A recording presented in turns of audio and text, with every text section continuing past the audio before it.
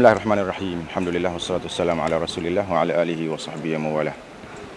Terima kasih kepada semua media. Hari ini kita ada satu kenyataan yang kita nak kemukakan, iaitu berkaitan dengan isu sumpah ta'liq yang sebut-sebut berlaku di Pasir Putih, khususnya di kalangan guru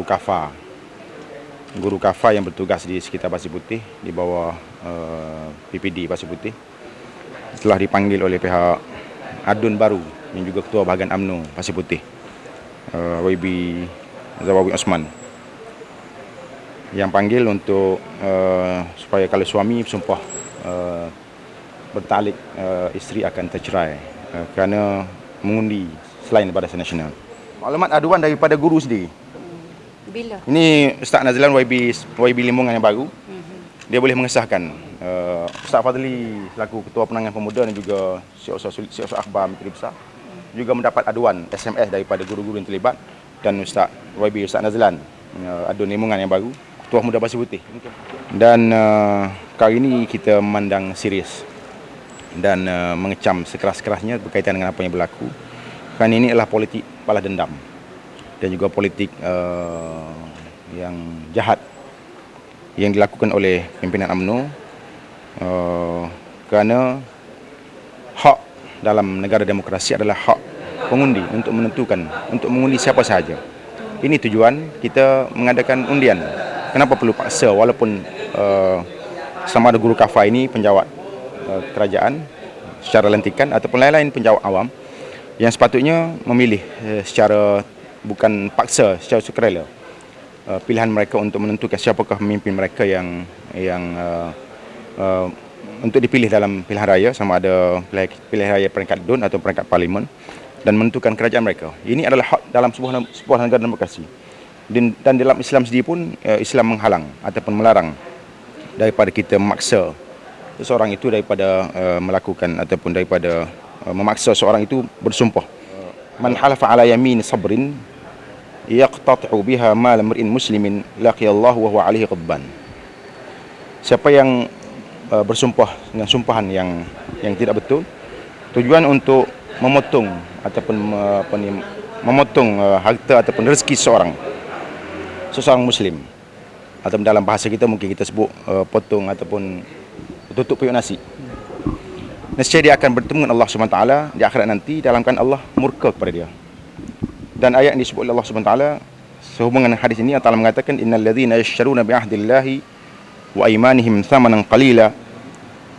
Ayat yang mengecam juga seseorang yang memaksa ataupun menjual nama Allah dengan menggunakan wallahi wa billahi wa tallahi untuk menjual, menggunakan perkara ini bagi menakut-nakutkan orang. Ini sudah pasti akan mendapat kemukaan daripada Allah SWT.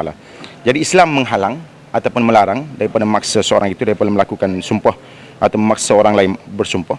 Dan dalam sistem negara demokrasi pun juga sepatutnya tidak berlaku perkara seperti ini. Jadi pada hari ini Dewan Pemuda Pasar Negeri mengambil inisiatif ini untuk mengecam sekeras-kerasnya tindakan dibuat oleh Ketua Bahagian UMNO Pasir Putih yang juga Adun Semerak pada hari ini.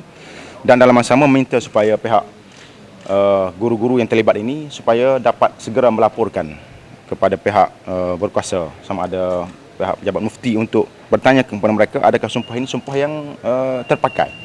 Kerana rakyat masyarakat kita bila dengar sumpah dengan nama Allah wa billahi wa tallahi takut, memang takut. Tetapi kita minta pejabat mufti keluarkan fatwa segera, adakah sumpah seperti ini sumpah yang terpakai.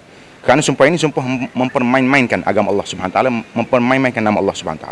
Dalam masa yang sama minta supaya pihak guru-guru ini supaya segera melaporkan kepada pihak polis ataupun pihak yang berkenaan supaya tindakan segera dapat diambil, dan kita yakin insya-Allah mereka tidak akan dipecat daripada menjadi guru kafa ataupun lain-lain jawatan.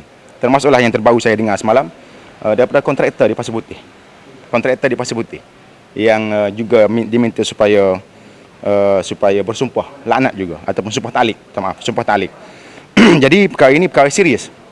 Dan kita yakin rezeki daripada Allah SWT tidak akan dapat dipotong oleh pimpinan UMNO. Ini keyakinan yang perlu disedari ataupun diyakini oleh semua, khususnya di kalangan penganut Muslim. Jadi sebab itulah kita yakin perkara ini perkara yang perlu dipandang serius walaupun UMNO di Pasir Putih menang, DUN Semerak dia menang, tapi tak puas hati kerana kata berjanji nak menang ke-5 kursi, 4 DUN dan 1 parlimen, tak puas hati, menang 2 tak puas hati. Jadi puas hati tak puas hati itu bukan kerja dia. Kerja sepatutnya melihat prestasi dan juga kerja yang dibuat oleh pihak UMNO Pasir Putih. Jadi dengan memaksa pengundi untuk bersumpah ta'liq dan sebagainya, ini perkara yang zalim, perkara jahat yang dilakukan oleh pimpinan UMNO Barisan Nasional di peringkat Pasir Putih, dan pimpinan UMNO negeri juga perlu bertanggungjawab, dan ulama-ulama UMNO juga perlu bertanggungjawab dan juga mengeluarkan kenyataan terhadap apa yang berlaku ini.